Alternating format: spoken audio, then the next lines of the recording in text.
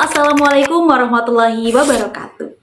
Halo Sobat Gen Z yang hari-harinya diselimuti timeline penuh highlight reel seperti liburan mewah, gadget terbaru, hingga penampilan sempurna.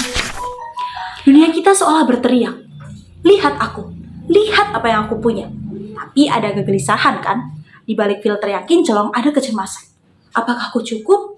Di balik jumlah like ada pertanyaan. Apa yang sesungguhnya aku tinggalkan? Hari ini, mari kita bercermin pada dua kata yang sering tertukar, yaitu prestasi dan prestise. Prestise itu seperti embun di rerumputan, indah di pagi hari, tapi hilang saat matahari terik.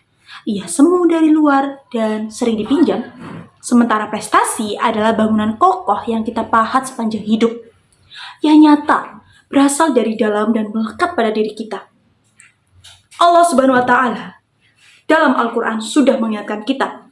Dan katakanlah, bekerjalah kamu maka Allah, Rasulnya, dan orang-orang mukmin melihat pekerjaan itu. Al-Quran Surat At-Taubah ayat 105.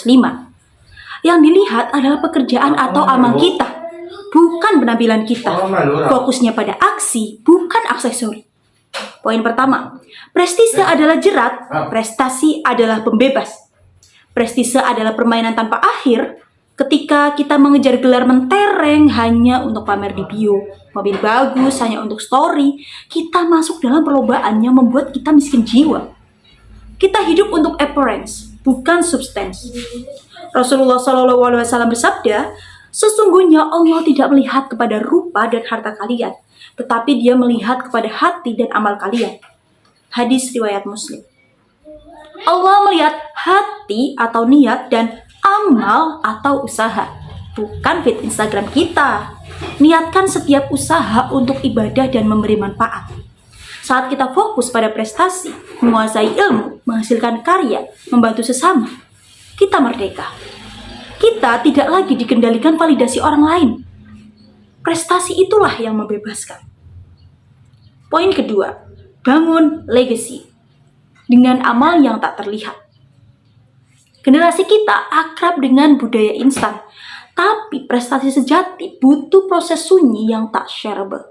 Butuh kegagalan yang memalukan, jam-jam belajar yang membosankan, dan latihan yang melelahkan. Dalam hadis qudsi, Allah berfirman, dan hambaku terus mendekatkan diri kepadaku dengan amalan-amalan sunnah, sehingga aku mencintainya. Hadis riwayat Bukhari. Lihatlah, amalan sunnah, ibadah yang tersembunyi, tak dipamerkan. Itulah metafora prestasi sejati. Kekuatan terbesar justru dibangun di saat-saat sunyi. Ketika kita belajar saat orang lain bersenang-senang, berlatih saat orang lain tidur, berbuat baik saat tak ada kamera. Prestasi teknologi yang kita nikmati hari ini, dari fashion hingga smartphone, bukan lahir dari pameran, tapi dari penelitian sunyi bertahun-tahun di sebuah lab. Itulah legacy. Poin ketiga, prestasi sejati adalah manfaat untuk semesta. Apa tolak ukur prestasi dalam Islam? Bukan gelar atau kekayaan, tapi manfaat. Rasulullah SAW bersabda, sebaik-baik manusia adalah yang paling bermanfaat bagi manusia. Hadis riwayat Ahmad. Ini adalah paradigma brilian.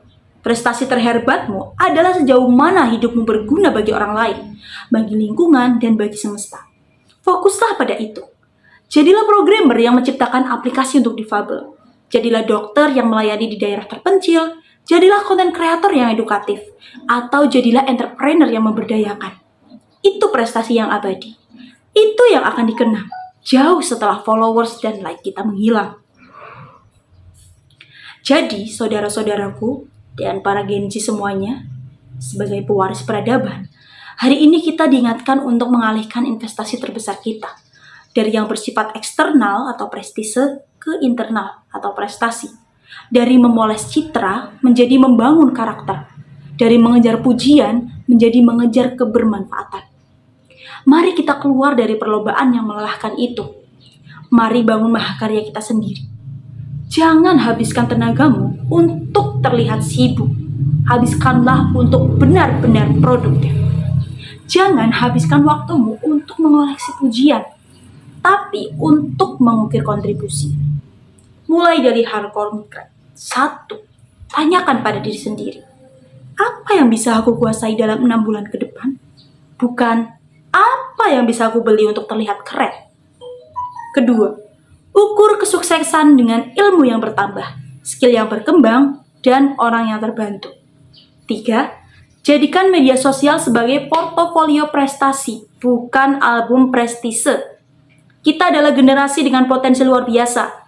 Jangan biarkan diri kita dikendalikan oleh obsesi pada kulit, bukan isi. Dengan bekal iman, mari kita buktikan bahwa kita bukan generasi hollow atau kosong, tapi generasi yang berisi. Allah tidak meminta kita untuk menjadi yang paling terkenal, tapi untuk menjadi yang paling bermanfaat. Karena pada akhirnya, di hadapannya hanya amal soleh dan ketakwaan yang menjadi mata uang sejati. Demikian penjelasan dari saya. Yuli Setiawati dari Komunikasi dan Penyiaran Islam UIN Salatiga pamit undur diri. Terima kasih. Wassalamualaikum warahmatullahi wabarakatuh.